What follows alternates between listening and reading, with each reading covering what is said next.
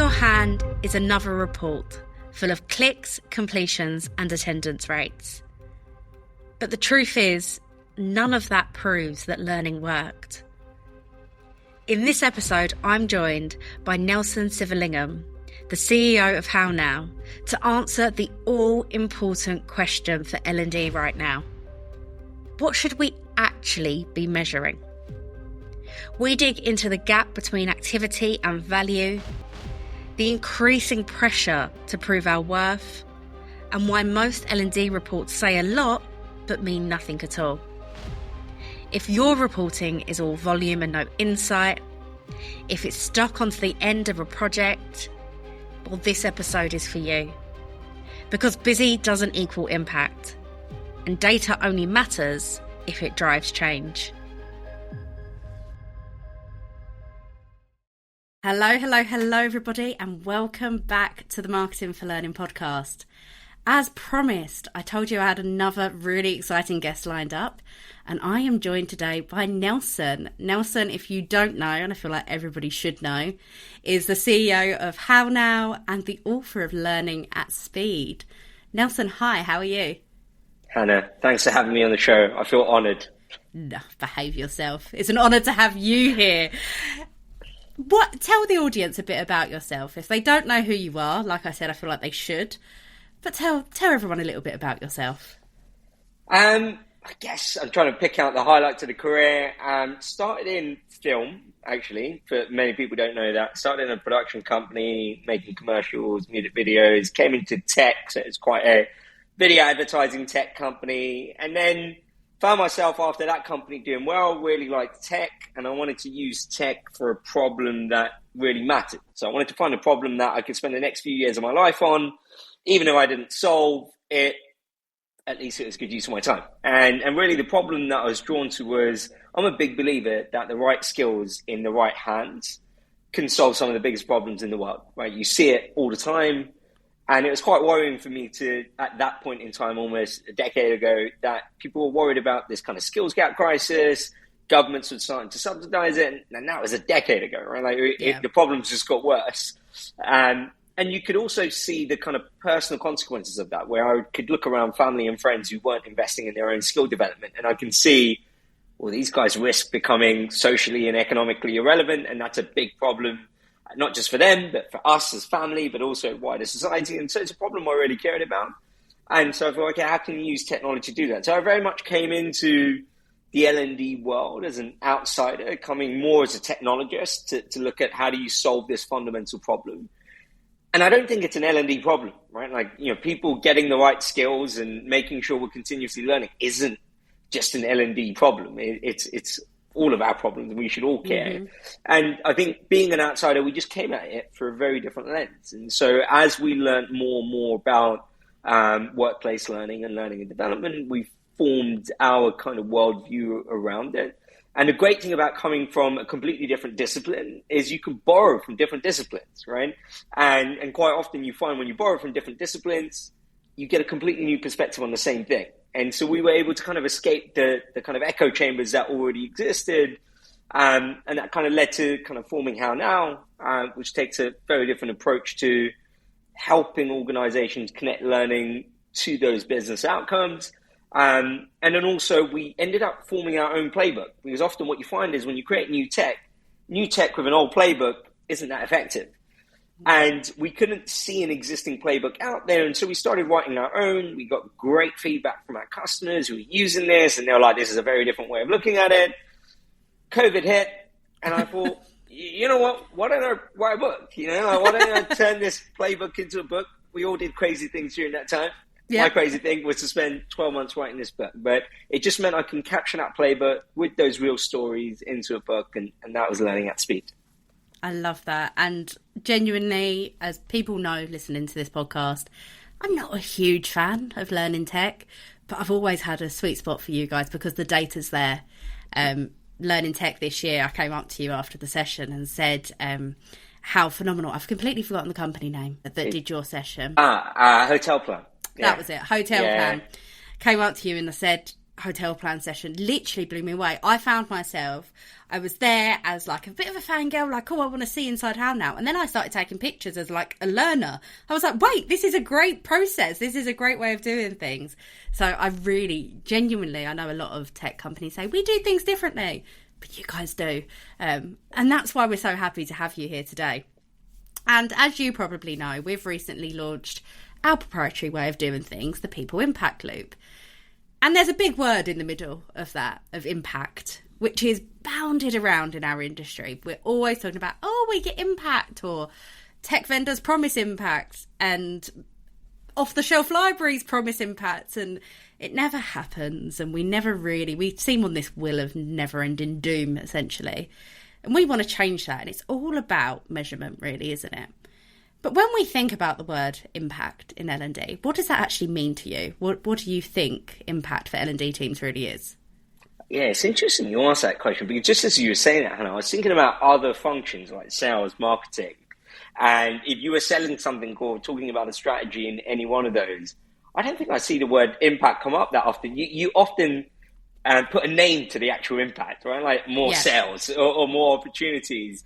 And there's probably something telling in the fact that we're using quite a vague, arbitrary label, because it's like, we know we need to be doing something the rest of the business can feel, but we're not quite sure what that thing is yet.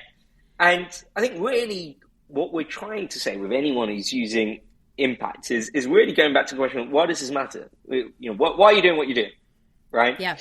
What difference is it making? Why should we all care? Why should we give it time? Why should we give it budget? What's the difference that you're making is really what we're asking with that impact. And I think impact is just a word that everyone seems to have landed on. But I do think it's an important question to put more detail to that. Because the reality is, speaking to many L&D professionals now, they are really under more pressure than ever before, not just L&D, but HR largely. And it's unsurprising because you've got CEOs who've got FOMO, right? They don't want to be left behind. The speed of innovation right now, they're like, what the hell, we need to be doing something. And they're going to L&D and HR and going, do we have the skills to do this? If not, how is your job helping us get this? And if it's not helping us get this, then what the hell are you doing?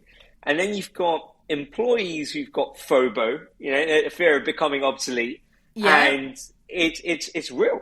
There are people coming into a workforce today who are genuinely worried they don't have what it takes to be able to keep up, and they're just coming into the workforce. And so they've got very little patience now for learning for the sake of learning. So anytime L&D go, can you do this? They're like, yeah, but why? Right? What am I going to get out of this? What's the outcome? Yeah. And so, they're putting a lot of pressure. And then you've got like the poor managers who are crying in the corner because they're on the front line of a very demanding workforce who are going, I need you to help me grow. And they're like, what do I do? Like, what do you need help with? How do I help you? And so with all of this demand coming from so many different personas in the organization, you kind of, at the very least, you need to be saying the word impact. Even if you've not really thought about it, you're like, impact. But you really need to put more color to it. And I think that's really the driving force at the moment now. They're under more pressure than ever before. Yeah, absolutely. And I think what you said there about like looking at other teams and like the sales team would say more sales, or marketing teams will say more leads. I think the difference is with L&D as well. Every L&D team in a unique organisation will have a unique measurement of impact, what that means for your organisation. In some sales teams, for example, it will be more sales. In others, it will be reduced churn. And like, what's the priority? And I think often L&D teams are looking in the wrong places for what that impact should be. They're looking to tech companies or thought leaders to tell us, what should we be striving towards in L&D? Look inside your business. What's the business goals? How are you as an L&D team helping hit that business goal? What are you doing to move the organisation forward? Sometimes I think we can get a bit caught up in the echo chamber. Like you said at the beginning, that's why you came with a really fresh perspective. I think L&D teams can as well, and they're looking for, everyone on LinkedIn saying AI is really important, so I've got to use AI, not thinking about what's actually right for the business. And I think that's a really big thing that people need to think about when it comes to impact. It's personal. It's for your organisation. It's for your team. define it yourself, I think, is a big thing for me. Like, work out what's right for you. And I think, Hannah, what you're talking to there is probably true, I think, for a lot of the challenges we face in L&D and otherwise, which is, so there's this thing called first principle thinking. It's when you kind of break down a problem down to its fundamental truths. Like, what is actually true? Strip out the biases, strip out the assumptions. I talk about this in the book as well. The opposite of that is called reasoning by analogy, right? Mm-hmm. Which is exactly what you said. I saw this on LinkedIn, so I'm going to do this. Or so-and-so did this, so I'm going to do this. This is how it's always been done, so I'm going to do this. And the problem with reasoning by analogy is when you do it for those reasons, right, you're basically carrying on someone else's assumptions. So you don't know whether the assumptions that were made by that person is flawed, are they right, like what biases are in there. And so when you, without questioning the foundations of it, when you just do what they've done, you're inheriting the flawed assumptions that they may have made. And that's the risk, right? Like if you imagine you build on top of one person's flawed assumptions and another person's flawed assumptions, I mean, when you've got that many flaws in it, it's hard to get anything right. Yeah. And I think it's really stripping it down to the first principles of what's the fundamental truth here. So for us, the fundamental truth here is learning in most organizations right now is disconnected from the business, right? And as an afterthought, they're trying to connect it to the business, right? Like the damage is done, and now we're trying to figure out, okay, how can I say this was connected to the business in the first place? And it's quite telling when learning is disconnected from the business, right? It often looks like a bit like what I was saying earlier, like employees are overwhelmed. So they're overwhelmed by the fact that you're throwing a lot of content. A good telltale sign is you're throwing a lot of content, you're running a lot of programs, yet when you run an employee engagement survey, people say, I don't feel like there's enough learning and development opportunities. Or in exit interviews, they say there isn't. And you're sitting there confused going, but I created all of these programs. How could they be saying this in the employee NPS? That's a good telltale sign that your learning is disconnected from your business. If managers are saying that they feel frustrated, that they can't better support the people in their team, that's a good telltale sign. A really big telltale sign is in the name of trying to prove impact, actually what you're trying to do is prove activity, right? Mm-hmm. So if you're sitting there going, how many courses you created or how many that's not impact, right? No. That's not a change you made or a difference you made. That's just you trying to prove your value, right? You're trying to tell the business, I've not been sitting there doing nothing, I promise.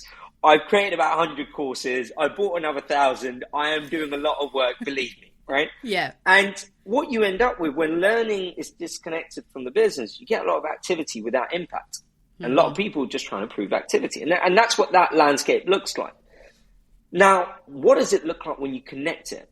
Well, you first start with the business, right? You start by asking the question of, all right, we've got a bunch of, I look at it almost like a top of a pyramid, right? The top of the pyramid is every company has a mission, and every company has a strategy to achieve that mission, and then they have a bunch of objectives or OKRs to see whether they're on track for doing that, right? That's the top of the pyramid. And now I'm asking, okay, this quarter or the next 6 months, what are those top objectives for the business? And you tell me it's improving customer retention, right? Mm-hmm. Now what that looks like is I need to go, okay, what are the roles that are going to influence these objectives? Do they have the skills to do that? What skills do they need to be able to do that? That opens up the conversation around what areas you need to develop in order to achieve that objective. Then you work backwards to go, okay, do we have learning? What knowledge is going to help this? What type of learning is going to help us achieve this? And you can constantly check to see whether you're moving in the right direction or not. Because if retention's getting worse and not getting better, then that's probably a telltale sign whatever you're doing isn't working. But so what the pyramid then for us looks like is you've got kind of below objectives, you've got the skills layer to go, okay, what's the kind of individual and team skills required to be able to achieve those objectives? Then you've got learning, right? And so quite often what you find in organizations in that pyramid, that kind of skills layer is missing. So it's like learning, then there's a massive gap in the pyramid, and then it's business objectives, right? Yeah. And that's why there's a disconnect. So it feels a bit like bingo. You know, someone's calling out a number. If you're lucky, someone else has got the number. Very rarely they don't. And And when they don't, every time the numbers don't line up, you're wasting time, money, resources, and no one's got time, money, resources to waste. No, exactly. But playing devil's advocate, say you were in the organisation, say somebody's listening to this thinking, yeah, I know I've got a lot of content. I've got the post-COVID syndrome that I bought loads of content in 2020 just to make sure there was something for people to learn. Now I've got too much and it's all there. I've created 100 courses, like you said, but I know that skills layer is missing and I know I'm not connected to the business. How do they backwards populate that? How do they fix that? How would they get to the point that they can really think of that pyramid? Yeah, so this is quite common, Hannah. In most cases, this is a situation we walk into, right? Like there's already an existing ecosystem of content sources and knowledge sources. And in some cases, you've got organizations where there's a bit of skills data living in a spreadsheet somewhere where we spent them took them about a year to get to that point, and now no one's used it since. So this is typically the crazy world we exist in, right? So the first thing is, okay, that's great. We've acknowledged the fact that this skills piece is missing. So let's bring this into play. So the first one is we need to get the business speaking a skills language, right? We need to look at the business through the lens of skills. And the kind of first foundation for that is mapping your roles within your organizations to skills. Now, this is a far easier problem to solve today than it was, a couple of years ago. And so, we're one provider, but there are many other providers out there, right, who will be able to give you a skills ontology, which is essentially fancy language for saying for every role on the market, we'll tell you what skills you need. Now, there are important differentiators to look out for. There are some kind of taxonomies who will tell you this is the skill that's required for this role. Now, that's helpful, but not helpful enough because you need to know what proficiency level is required. There's no point saying I need negotiation. Do I need it at a 1 level or 5 level? Yeah. And so you need the nuance of that. Now, a good model will give you that. And so that's where we start with organizations. And you're not going to do that overnight, right? Some organizations might want to do it for the entire organization, like every role. Or you might start with the most frequent roles or the most critical roles from a transformation perspective for you to get that map. So now you know what they need. Yeah. Right? Then you need a way of knowing what do they actually have, right? Like I need this salesperson to have a full negotiation, but what do they have? Now, deliberately, the most light touch way of doing this, the way we go about it is a 360 skill review, right? Is you combine a self-review, peer review, and a manager review. Now, why do we do this, right? Let's look at the alternative. The alternative is I give you a test and you ace that test. Just because you ace that test doesn't make you great at your job, right? But the 360 is these people are evidencing your application of that skill within a real world work environment, right? Like I'm saying you're a 3 out of 5 in negotiation because I've seen, based on the descriptors of behaviors that you need to show for a 3, I've seen you apply that. So it's the closest thing to evidence-based in seeing you apply that in performance. And so that's a good way to know where are you at, right now. So that's one side of the puzzle, which is I now know what you need, I know what you have, I know what you don't have, where the gaps are. Now we come to the other side, which is the problem with your ecosystem is all of your different content providers are using completely different languages, right? Like you got provider A who has their own skills taxonomy for tagging. Then you got a whole bunch of informal content that doesn't even do skills tagging, like YouTube content and podcasts, for example. And so what you end up with is almost a very fragmented ecosystem which is speaking completely different languages. So how the hell are you going to connect it to your skills strategy? So that's the part that we do then. We use that same skills taxonomy and we map it to all of your learning ecosystem. So we don't really care where your content is coming from, right? Or your opportunities. We use AI to look at what is this content about? What has it got inside? To be able to infer, okay, this learning opportunity here is going to be great for negotiation to help you get to a level 4. Now we're all speaking the same language, and it's a language the entire business can understand. That's that first foundational step. And for anyone listening who's thinking, damn, that sounds like a lot of work, it isn't. Because the great thing about this is it's, once the logic is set to do this at scale for technology, it's a very straightforward thing to do.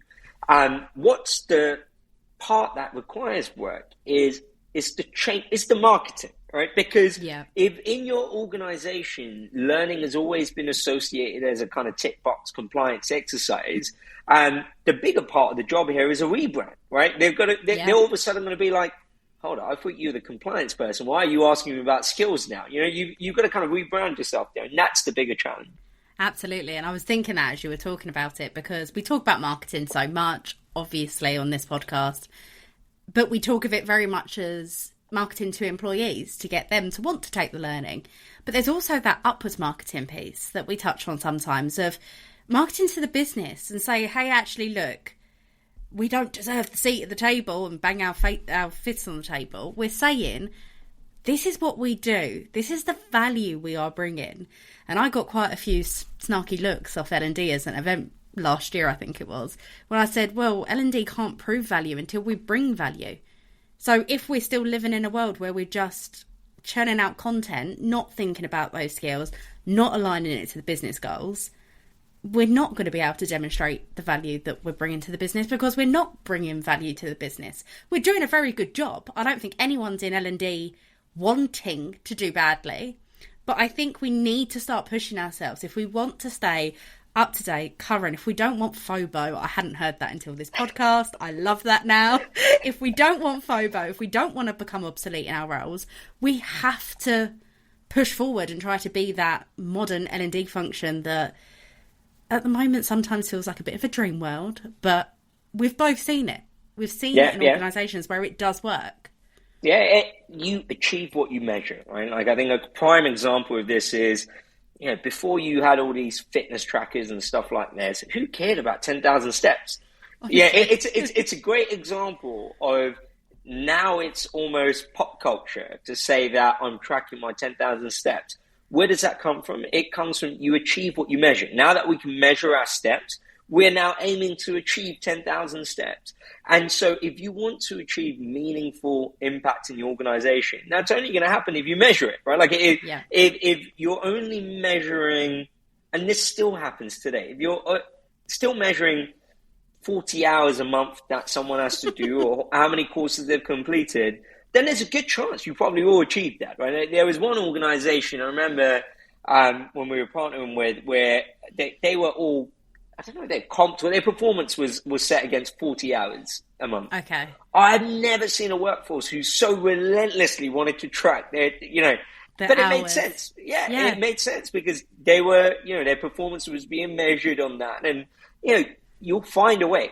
Whether it's genuine learning or you're gaming the system, you'll find a way to hit 40 hours. But if you were measuring the things that actually mattered, you wouldn't care about that. I don't really care how many hours someone's been learning, as long as they're getting better at their job and they're improving, right? And they're growing in a way that's going to be great for them in their career. If that's happening and they're managing to do that with 2 hours of learning, good for them, Yeah, and the hours learning metric always gets under my skin. I think it's because, like, my degree's in business economics and then I ended up in marketing. So I've always been quite, like, ROI, money focused. If you say to a CFO, oh, but every employee has spent 40 hours of the last month learning, they're just going to be thinking about how inefficient that is and how much lost time that is for the business. Why weren't they doing their jobs? Yeah. Granted, we know, of course, you have to invest time in learning to get the benefits of it. But they don't want to know the hours learned. They want to know the benefits at the end of it. And like you said, if we're not measuring those things and we can only report on hours learned, completion rates, smile sheets, we're never going to improve if we're not measuring the right things, are we? You wouldn't get away with it. And it reminds me of like in marketing, for example, right? If you sat there and said, I was only measuring how many people clicked on an ad, but I don't know if anyone bought or not, you would never get away with that. No, right? You wouldn't get away with it. That's exactly what this is. You're telling me how many people clicked on the ad, but you don't know whether they bought the product or not. You don't know if you've driven any revenue and there's a return on that particular investment. And you just wouldn't get away with it in any other team. And that's why I think now there is just less tolerance for this. And I think the kind of fear of becoming obsolete here, that if in L&D we need to think about here, is if you are doing something that is quite repetitive, right, and quite operational, there's no two ways about it. AI will be able to do that and be able to do it most likely better than you could do it right now. Yeah. And that's not a bad thing, right? That's not a bad thing. Let AI do that, right? Yeah. You're more value in an area that AI is not going to be able to do, right? And the sense of organization that you have being here to be able to communicate and discuss to each of the stakeholders. Again, AI would be great at gathering data, making inferencing, and being one of the contributors to a strategic decision that you need to make. But you need to be able to raise your game beyond the operational in order to be able to survive and to make sure L&D will exist in some shape or form. We might not call it that, but the kind of solving this problem will exist, but whether you will be in that role will come down to how you adapt. Absolutely. And you spoke a lot about what gets measured gets improved. So when we're thinking about L&D and a modern L&D team, what should they be measuring when it comes to L&D outputs? What should we be reporting back to the C-suite rather than completions and hours learned? Yeah. So I think I break this down, Hannah, into kind of 3 parts for more of a comprehensive measurement of it, right? And the way to think about this is continuous measurement is the foundation of continuous learning, right? If you're going to continuously learn, you're going to iterate and improve on it. That means you're continuously measuring to see what's working, what's not working, etc. And so if you break down those 3 things, the first one, and this is the one that we already do quite a lot of, is proof of knowledge, right? So this is where I've watched a video of someone riding a bike, and if you ask me, how do you ride a bike? I'd be able to tell you, right? Okay. I'd be able to tell you, well, you get on a bike, you put your foot on the pedal, but that doesn't mean I know how to ride the bike. I just know the steps for riding a bike, right? That's what proof of knowledge is. And we already do a lot of that right now, where you test assessments, whether you're doing it synchronous or you're doing asynchronous assessments. We already do a lot of that. Now, that just tells me what you know. Now, the problem with stopping at that point is we're rewarding people who know things, but not necessarily could do things, right? Yeah. And so the gap we still have is between learning and doing. And the big difference between workplace learning and your kind of traditional education is, like, for example, Pythagoras theorem. Hannah, have you ever used Pythagoras theorem? I couldn't even tell you what it is anymore. and I got an A in maths. Like, me too. And that just goes to show where the problem is. Education is, you learn a whole bunch of stuff that you're never really in the context to apply it. And you might never be in the context to apply it. And that's completely different to workplace learning, because workplace learning is all about learning things where I am in the context to be able to apply what I've learned. And so the fact that we borrow a lot of stuff from traditional education, which was built for a completely different purpose, blows my mind. But that's the problem, where traditional education is heavily based on proof of knowledge. And we've kind of carried that baggage over here and built workplace learning in a way it's heavily focused on proof of knowledge. But we need to move beyond that. The second one is proof of skill. Now, this is that I can do this, right? So you give me a bike and I can actually get on the bike and ride the bike and I can practice that. You give me feedback. I get better at that. That's the second one, where we design the learning experience in a way where it generates a proof of skill. That could be a simulation. We recently launched an AI agent called Guru, which essentially can simulate scenarios to evaluate your skill. Right? Like if you said you're good at managing difficult conversations, it will give you a difficult conversation, see how you perform. It will evaluate, say, you could have done this better, you did this well, it evaluates that. That's one way of evaluating that skill. The 360 skill review based on people is a good one. To kind of give an insight into where I think AI will play. I think AI will play a big role here. Like I mentioned, scenarios and simulations, but the reality is AI can be our eyes and ears now. So anything where you would have assessed skill based on observation, which is hard to scale, but actually now with AI, it isn't so hard to scale, right? Like AI can understand the rubric of how you're going to assess. It can then watch you do the thing and say that you're at about 3 out of 5. You could do this better. But that's the proof of skill. You're thinking about upfront, how is someone going to apply, and we're going to assess whether they can do this or not. Then you got the third one and the final one, and that's the proof of kind of performance, right? And that's where the difference there is, yes, you can ride the bike, but the job is I need to ride the bike from the restaurant to the house that I need to deliver the food to, right? Yeah. And that's an application of that skill within certain work constraints and context, right? Now, Now, how do we judge that? That's where the performance data comes into play, right? This is where you speak to other business stakeholders to understand whether what they've been learning and the skills they've been building is actually contributing to the business objective or not. And you look at the data in a very simple term. Let's say, our win rate is 20%. You want to get it up to 30%. You ask your head of sales, right? You go, what's the baseline today? Where do we want to get to? You keep checking in every month, every quarter to see if we're moving in the right direction. Now, at this point, the most common objection I get is, Nelson, just because the sales win rate is getting better, it doesn't mean L&D had a role to play, right? Yeah. And this is where I often see a very big misunderstanding, which is people expect, or L&D themselves expect to be the solo hero in this. And the reality is no function in a business is ever a solo hero, right? And that's not the business's expectation. What your kind of executive committee want to see or your team want to see is, did you influence this? Were you a contributor onto this? So let's go back to my win rate example. If the win rate is going up, I would then go and speak to the head of sales. I'd speak to the account executives, the account managers there and go, how's your behavior change? They'll say, well, I started doing A, B, and C. All right, why did you start doing A, B, and C all of a sudden? Well, I've been going through this coaching program with so-and-so, and then I went on this workshop that taught me how to do this. That's your story. And so what you end up with is quantitative and qualitative data. And that's when you triangulate, right? Triangulate is to go use these different data points to be able to bring them together and form your impact narrative around how these dots connect to tell that story. And I think somewhat the problem here is I see some people not valuing qualitative data as much. Like it's almost like it has to be a number. But quite often you'll find a lot of the most meaningful things in life can't be measured by numbers. And the same is true for some parts of things we do within a business. And so that's what that last part looks like, the proof of performance. Now, all three of these building blocks come in right up front when you're designing a learning experience, right? One of the aspects of thinking about your learning experience is, how do you create those opportunities to generate a proof of knowledge, to generate a proof of skill, and to generate a proof of performance? So where do you think L&D teams get the most stuck then? Because in theory, it's like, well, okay, why is everybody not doing that? That makes so much sense. What is it that holds them back? What's the jarring point?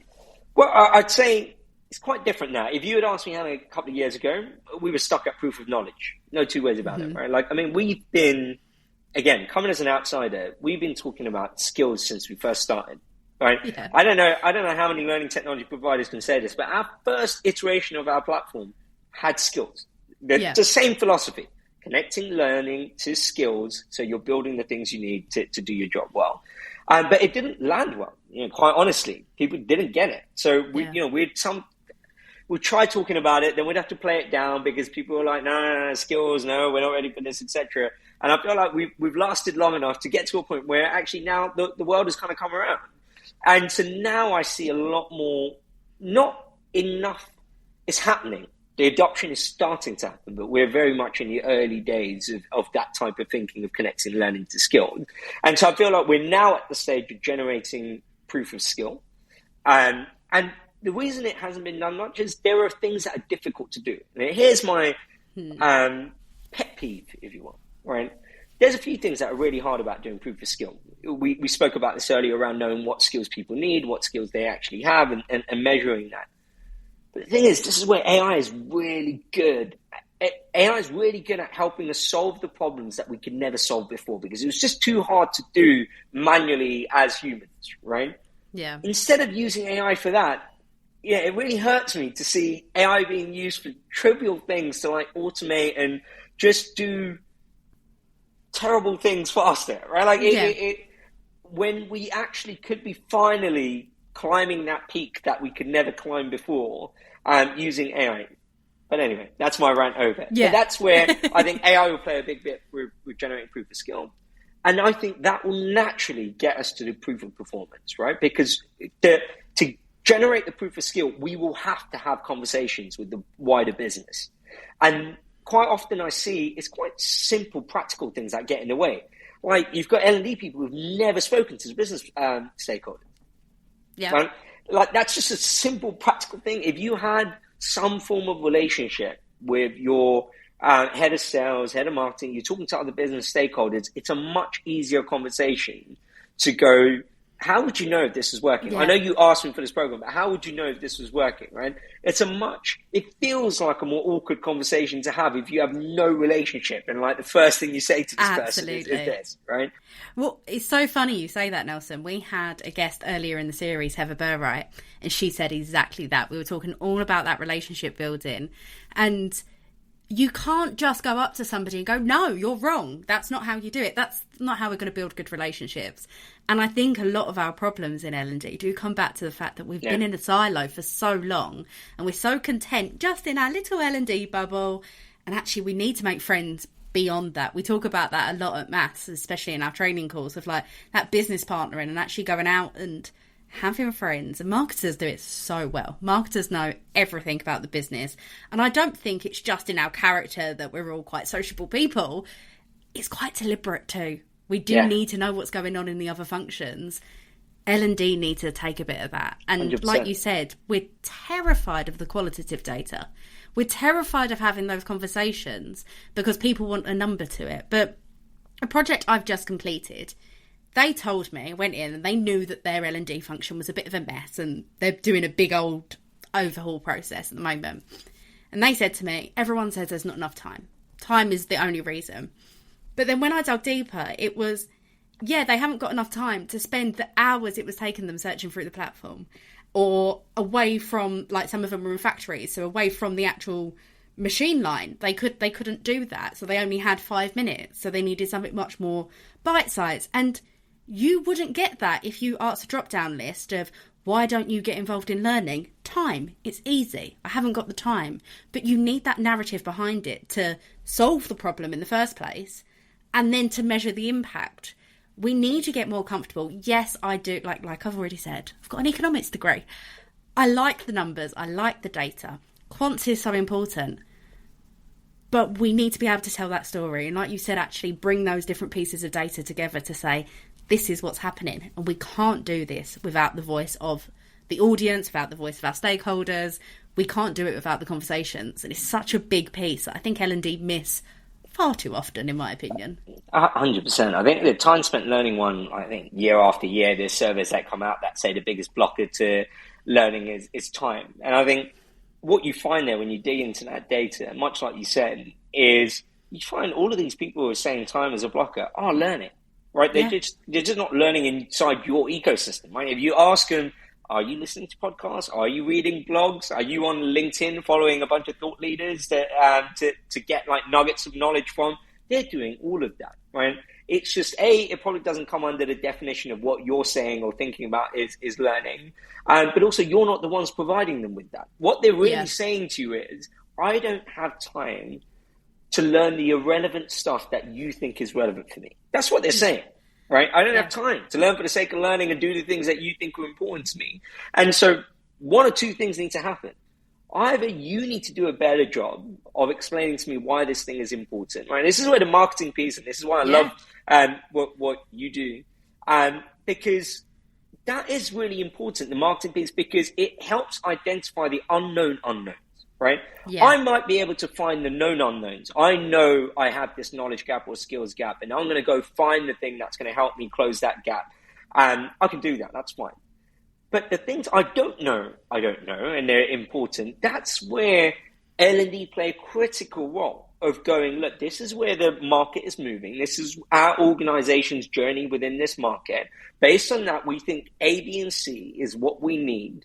And therefore, you need to be learning this in order to be able to contribute to that. I wouldn't have thought about that.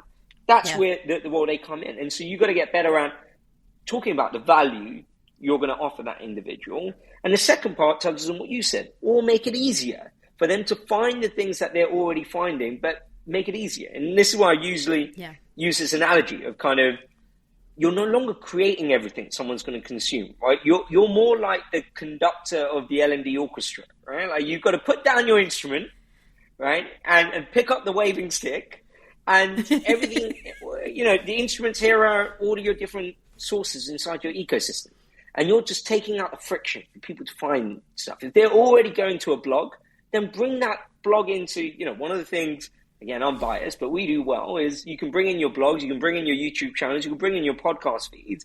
Is what we want to do is map that to skills that are aligned to their level and make it easier for them to find the things that they already like to engage with. And I think that's really the role we need to look at playing. Yeah, absolutely. And I just love it.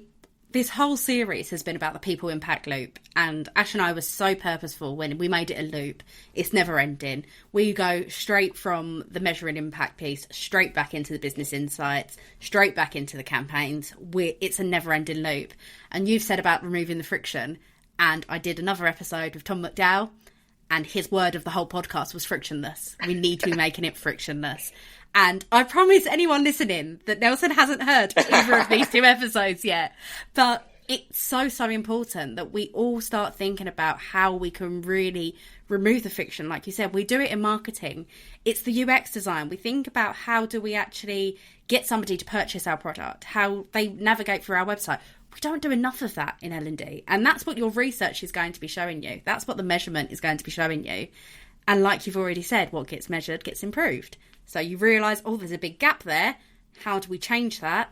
Change it. And then you'll see how things are actually going in the right direction for your L&D team. It doesn't have to be as big as we were talking about earlier with aligning every skill to everything. Yes, you need to get there in the end, but start with the small steps. Start with those tiny, tiny things of, actually, there's a big lot of friction there. People can't find anything.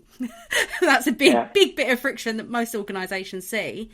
How can we improve it, and then see how you get that flywheel approach of, actually, this is really working for us now. Yeah, it's one of my favourite startup sayings is think big, start small, right? And because it's so true, right? What you need is, you need the vision of where this is going to go. But you've got to start small to get that buy-in, right? And quite often the challenge or question I get asked is around getting buy-in and getting stakeholders. And there's no better way than doing something and generating proof that shows that actually this is moving in that right direction. And I think that's why the starting small. And we say this even when you're kind of mapping out skills, just start small, start with a team, start with a role, and build the case for it by doing it. No one's expecting it to be big bang. And I think sometimes there's expectation that it has to be big bang. People find it overwhelming and therefore don't do anything. Right? They're like, it's the fear. It's the fear. It's the fear of messing up this one. It's the fear of messing up because it seems so big and so long before you're going to see value. You think the easier thing is to not do anything. But actually, that's counterintuitive because that is the biggest risk. Doing nothing is not an option. Yeah. And I spoke to a client that's on our masterclass at the moment just this morning, and like many, her organisation's going through a restructure. There's so many challenges that are facing them. And I think actually, given that the nature of our market at the moment, that think big but start small is really, really important for everyone to think about, because you probably haven't got the budget to do it for your whole organisation right now today, but you can do one small step that's moving us towards that proof of performance piece versus just, hey, they've spent 5 hours learning last week, woohoo. Like, we need to start thinking about pushing ourselves forward. But when we think about that proof of performance piece, it's been spoken about. I've been in the industry, but probably around the same time that you have, to be fair, just over 10 years. And everyone's always spoken about behaviour change and performance improvement and stuff like that. What do you think people can measure within their teams to actually demonstrate L&D's impact on those metrics? Obviously, sales is a really easy example, isn't it, of more sales. But what else can people be looking at? If they're sitting here listening going, right, I love this, what do I need to go and do? What do you think they need to go and measure? Yeah, it's interesting you said this, Anna, because we talk about this internally, where actually a lot of the, when someone's like, I'll give you a completely unrelated example. I remember in the early days when I was starting up my first business as a startup, right? And you're like, how do I hit that first 1 million in revenue mark, and how are you building? And you like read every blog, listen to every podcast, hoping someone's going to tell you that kind of secret, that magic, right? That thing that no one said, and the penny drops and you're like, oh my God, that's what I need to do. And you realize there's no such thing, right? Like with most things in life, you realize it's the boring things. And our mind is just not ready to accept this boring thing could be the secret to doing that. And hence we look beyond that for something that sounds more magical as a way of doing it, right? Like no one wants to hear patience and perseverance. And, that's not I haven't got time for that. Tell me something else. Yeah, tell me how I'm going to do it in 60 minutes. And I think so. But if you look at years and years, and I think a good test of quality is whether it survives time, right? Time is a good filter of quality, right? Like if there was wisdom that was around 100 years ago and it still applies today, that's a good filter, right? That means loads of people have reviewed it and said it's good. And the reason why I say that is actually a lot of the things that we recommend today and, most of the wisdom that we share, it's been around for years, right? Like you said, behavior, change, performance, and it's there. And so you ask the question of, okay, it's not a lack of knowing how to do it. There's a couple of things I would put it down to doing it. One is you don't feel the need to do it. I think there has been an environment where if someone's not asking the question, you don't necessarily feel to go find that answer. Now, I think there's somewhat of that, but actually that's because they've never looked at the L&D function, the chances are, as something that was ever really going to contribute to business value. It was a cost center. I need to have you there. You're going to do compliance. I don't really see you as a strategic contributor. So I don't have to ask you strategic questions because that's not what I expect of you. So if you're not being asked those questions, it's because they don't think that highly of you is really the reality there. Yeah, hard truth. Yeah, and I think that's why this has been around, but you've not really done it because you didn't feel the need to do it. Now the environment has changed. There is a need to do it. This current status quo isn't acceptable for you to do it. Now we start talking about the kind of next level down. It's do I have the infrastructure, the relationships, the tools to be able to do it? And it's overcoming those pains. Now, coming to what data you look at, and this is a common one I've had, which is, sales, it's easy. Well, the reality is every team within a business should have some form of objective or OKR. If it doesn't, then that's a much bigger problem within the business, right? That's not an L&D problem. Yeah, that's not an L&D problem. That's a problem where the business doesn't quite know right now how to the high level objectives, your team's objectives and the individual's objectives are going to contribute, right? That's the chain here, right? Like, I mean, that's how we've structured it here at HANA. Like, individuals have their OKRs, which contribute to team OKRs, and they contribute to the company level OKRs. So everyone knows that alignment of me doing this is going to do this at company level. Now, assuming you have that, there should always be a baseline and a delta for every objective. Right? And even in something that, say, change programs or innovation projects, right? And it might be a while before you start to see a commercial delta. There are still things around delivery within time. How many times did we miss the deadline or what? There's always a delta you can pick out there. And I think it's trying to figure out what does the business want to see and then trying to put a number to the thing that they're trying to see. Right. And that's why the great thing here is L&D, again, we don't have to be solo heroes. Let's work with everyone else in the business to agree on what numbers look like. And if your executive team have said this number here, that looks good. Right. Like if we can hit there or move towards this, that's what good looks like, regardless of what you're doing. I mean, we've gone through this exercise so many times with organizations we work with, right? And never once have we seen a team or project where you couldn't put a number to it, right? Because what we have found, though, L&D teams don't always have that number.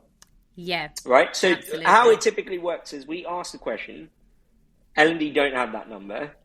Then we say, can you ask so-and-so who owns that number? Can we come in to run a session with so-and-so who owns that number? And it's news to them because that's the first time L&D hears that number and go, that's helpful. Now I know what I need to do. And that's often what we see as the blocker. Yeah, I think I completely agree with you. I think the answer to that, what should we be measuring, is that you don't need to be that solo hero that you were saying. As L&D, I think we almost have this expectation of ourselves that we are the subject matter experts in everything. And the reason why sales is so easy to talk about is because sales is all around us. We all understand selling more and making the business more money. It's obvious whether you're in sales or not. You don't have to know the ins and outs of the IT team. Go and talk to the head of IT. What is the objective of your team? What are, like you said, what are the numbers we can put to this? You don't need to know that as an L&D'er off the top of your head. But go and, like we've already said, build the relationships, talk to the people, find out what those numbers are. Yes, sales is a really easy one for us to talk about objectively for any organisation because it's obvious. Yeah. That doesn't mean it's the only team that we can do it in. And like you said, if there's a team in your business that doesn't have an OKR or at least some sort of objective and plan, that's a bigger problem than just, giving them learning. Yeah. So I think I could carry on this conversation for but I'm really conscious we're at time. So if there was one thing that you think listeners of the Marketing for Learning podcast should do today to make sure that they're measuring impact and actually helping their organisation move forward, what's that one thing that they should do? I think all good things start with asking the right question, Hannah, right? And I think you ask the right question, you will then do the right things to get to the answer, right? And so I think starting from today, whatever you're going to work on, ask the question of what is the business metric that will tell me whether this is working or not. That will drive everything else, right? That will drive the value proposition behind whatever you do from a learning perspective, because you can now break that down to the business to go, well, we're doing this. This is why you're giving me budget. It's because we're going to achieve X. We're going to help you achieve this. To the individual, when you're the individual is also paying. They're just paying with time, right? They might not be giving budget, but they're paying with time. And so you're convincing them by saying, look, you're going to give me time because I'm going to help you do this better, which means more money for you and more money for the business, whatever that value proposition is. And so I think start with asking that question, because too often that question, when it does get asked, gets asked after everything has happened, right? At that point, there's very little you can do at that point. There are things you can do, but there's very little you can do. And it's harder at that point as well. It is much, much harder, right? So I'd say ask the right question. Why are you doing what you're doing? Why are you getting out of bed? Ask them. Why are you working on this thing for the next few months? Start with that question. Absolutely love that. And I like that concept you said there of like kind of backwards calculating it. So start with proof of knowledge, proof of skill, proof of performance. What are those metrics? And work back. And then you're going to end up with something that actually works for the business. I love that. So thank you so much for being here, Nelson. It's long overdue you being on the podcast. If anyone listening wants to find you, where can they find you? You can find me on all the usual places. LinkedIn is probably the place I'm most active on. So you can find me Nelson Sivalingam on LinkedIn. And if you want to get in touch, I'm Nelson@gethownow.com. Perfect. And I will also include a link to your book in the show notes because I bloomin' loved it. It's such a great read. And of course, special place in my heart because there's a marketing chapter. That's right. Thank you so much for joining us, Nelson. Thanks, I'll speak to you soon.